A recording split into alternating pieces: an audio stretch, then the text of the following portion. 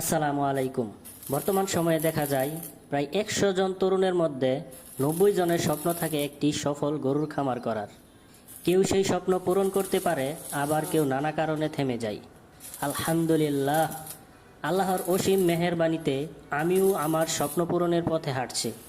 খামারের প্রায় সব কাজ এখন সম্পূর্ণ। আজকে খামারের চারপাশে গ্রিল লাগানো হচ্ছে। ১২ মিলি রড ব্যবহার করছি। এই রডগুলো আসলে আমার বাড়ির কাজের জন্য আগেই কেনা ছিল, কিছু বাড়তি থেকে যাওয়ায় এখন সেগুলো খামারের কাজে ব্যবহার করছি। রডগুলো একটু পুরনো হয়ে গেছে, তবে সমস্যা নেই। পরে এগুলো ভালোভাবে শিরিষ কাগজ দিয়ে ঘষে জং তুলে রং করে নিব ইনশাআল্লাহ। আমি আগেই রডগুলো পিলারের সাথে সাজিয়ে বেঁধে রেখেছিলাম, যাতে জ্বালাই দিতে সহজ হয়।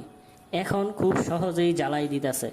গ্রিলগুলার মাঝে অনেক ফাঁক হয়ে গেছে, তবে সেটা কোনো সমস্যা নয়, কারণ গরুর খামারের জন্য চারপাশে খোলামেলা পরিবেশ থাকাটা খুব জরুরি, যাতে পর্যাপ্ত আলো বাতাস প্রবেশ করতে পারে।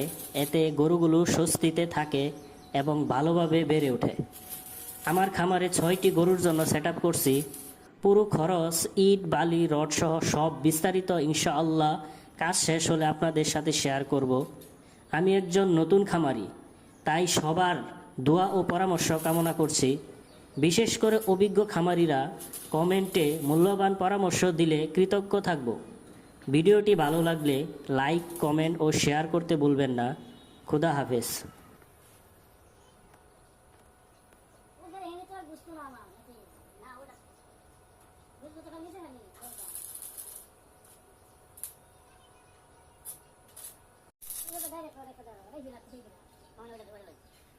রোদ দিন একটা